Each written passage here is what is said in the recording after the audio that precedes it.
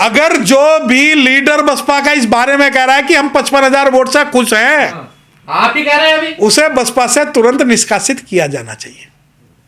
ठीक है, मैंने ये नहीं कहा खुश हूं, मैंने ये नहीं कहा, आप अपने शब्द मेरे मुंह में मत रखिए, ये मैंने नहीं कहा। बसपा का कोई भी लीडर अगर इस बारे में कह रहा है कि 55,000 वोटों की दिल्ली के अंदर बसपाइयों की कीमत है, तो तुरंत बसपा से बाहर निकालना चाहिए, क्योंकि कम से कम 10 से 12 लाख लोगों का हुजूम है यहां पर। और हमें जो है 5 साल आज से रोज हमें तैयारी करनी पड़ेगी, तब जाके हम बहुजन समाज पार्टी में जान डाल पाएंगे। लेकिन ऑफिस में बैठ तैयारी नहीं करती 5 साल? ना, मैं तो अभी की भविष्य की बात बता रहा हूं। मैं भविष्य की ये बात बता रहा हूं। आरोप लगा रहे हैं आप? मैं बसपा पे आरोप नहीं लगा रहा हूं, मैं अपना एक ओपिनियन दे रहा हूं आपको।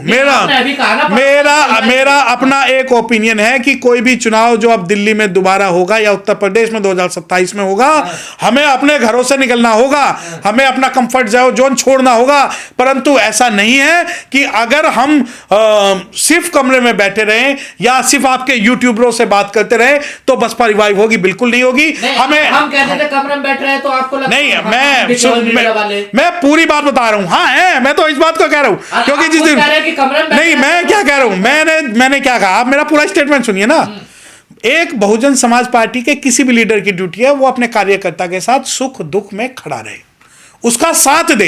सिर्फ राजनीतिक रूप से हमारा जो वोटर है सिर्फ वोट लेने की मशीन नहीं है कि हम जाएं और वो वोट दे दे, नहीं देंगे। जब तक हम उनसे नहीं जुड़ेंगे, अपनी बातें नहीं उन्हें समझाएंगे, क्योंकि हमारे पास बसपा तो मिशन चला रही है, जुड़े हुए तो सब लोग। नहीं, देखिए मिशन चला रही है, तो जो मिशन के अंदर आज हमारी जो वर्तमान स्थिति है उस स्थिति को हमें बेटर करना होगा, हमें काम करना होगा, हमारी जो कमियां हैं उन्हें दूर करना होगा। और वो जो कमियां हैं वो कमियां अगर दूर तभी हो सकती हैं जब नए चेहरों को प्राथमिकता दी। साहब काशीराम जी का नाम लेते हैं, वो घर घर से नेता लाते थे निकाल के। नहीं, देखिए मेरी बात सुनिए,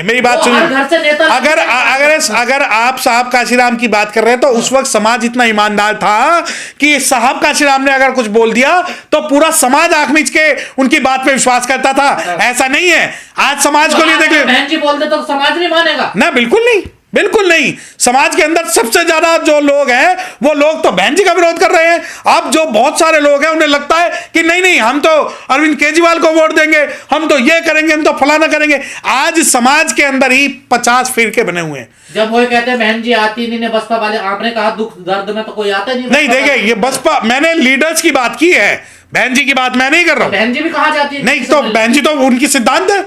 आपको लगता है कि बहन जी हर वोटर्स के पास जाएंगी क्या? ये जो सिनेरियो आप नहीं तो जाए। क्यों सहारनपुर नहीं गई थी? सहारनपुर नहीं गई थी क्या?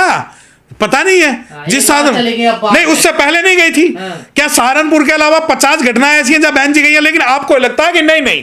हम ये सवाल जो है सिर्फ बहन जी से इसलिए पूछेंगे, लड़ना है तो बस एक ही सहारनपुर नहीं, चुनाव लड़ना अच्छा चुनाव तो हर जगह जाना पड़ेगा। अरे तो वो लीडर्स की ड्यूटी है ना, आपके कहने से राजनीति नहीं चलेगी। अगर आपको लगता है कि हम राजनीति करेंगे, ऐसे राजनीति नहीं चलती। तो फिर जनता से क्या उम्मीद करोगे? नहीं, जनता से तो जुड़ना पड़ेगा ना, जनता से जुड़ना पड़ेगा, लीडर्स को जुड़ना पड़ेगा। हमें आगे कहने से राजनीति नहीं करोगे आप लोग, तो फिर जनता से क्यों उम्मीद कर रहे हो? नहीं, आप जनता की बात कर रहे हैं या अपनी व्यक्तिगत बात कर रहे हैं? मैं तो जनता की बात नहीं, आप अपने आप को कैसे डिक्लेयर कर सकते हैं कि मैं जनता हूं? आप अपने आप को कैसे डिक्लेयर कर सकते हैं? नहीं, आप जनता नहीं है। जनता की जो बहुत सारे सवाल हैं, और जितनी भी जनता है उसके सवाल बहुत सारे हैं, उनकी उम्मीदें बहुत सारे हैं। जनता जवाब दे रही है ना आपको, ना वोट देकर। हाँ, तो दे रही है, बिल्कुल दे रही है। 55,000 लोगों ने वोट दिया, वो हमारे समर्थन में दिया है, हमारे समर्थन में दिया है वो वोट। 55,000 हाँ दिया है। अब आप उन 55,000 से बात पूछ लीजिए, आप जो इस चैनल से के माध्यम से आप उन 55,000 जो वोटर है उनसे पूछ लीजिए कि क्या आप संतुष्ट हैं, नहीं है। मैं आपकी बात कर रहा हूं। नेता करे हमें 55,000 दिल्ली में वोट मिल गया, पूरे राज्य में हम बड़े खुश हैं। 70 सीटों पर 55,000 वोट। देखो, ये मुझे नहीं पता कि किस बसपा के ऑफिशियल 1,000 पर सीट पे भी नहीं पड़ रहा। सुनिए, ये जो अगर कोई बसपा का लीडर इस बात को कह रहा है दिल्ली में 70 सीटें 55,000 वोट मिले, मैं आपको क्या कह रहा हूं, अगर जो भी लीडर बसपा का इस बारे में कह रहा है कि हम 55,000 वोट से खुश हैं, आप ही कह रहे हैं अभी, उसे बसपा से तुरंत निष्कासित किया जाना चाहिए।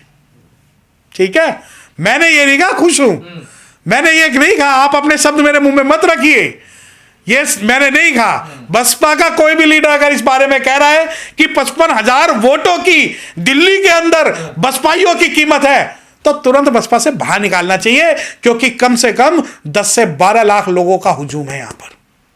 और अगर हम नहीं पहुंच पा रहे तो इस बारे में सोचना समझना जरूरी है। जनता ने बीजेपी को लोकतंत्र में वोट देने का काम किया, उनको जिताने का काम किया है। और केजरीवाल जो 11 साल से लगातार दिल्ली में सरकार चला रहे थे और लंबे लंबे वादे कर रहे थे, लंबे लंबे उन्होंने वादे भी किए कि मैंने दिल्ली को पेरिस बना दिया, दिल्ली को सिंगापुर बना दिया है। तो वो कह रहे थे कि जब जेल से आए थे कि मैंने अपनी कुर्सी छोड़ दी है और अब मैं जनता के बीच में जा रहा हूँ। जनता मुझको जिताकर अगर वो यहाँ का सीएम बनाएगी तो मैं जानूंगा कि जनता की अदालत ने मुझे माफ़ कर दिया, जनता की अदालत ने मुझे सर्टिफिकेट दे दिया कि मैं ईमानदार हूँ। और अगर जनता मुझको हराने का काम करेगी तो ये मैं मानूंगा कि जनता की अदालत में मैं गुनहगार हूँ और मैं दोषी हूँ। तो ये सिद्ध हो चुका है कि जो केजरीवाल बड़ी बड़ी बात करते थे वो जनता की अदालत में फेल हो गए हैं।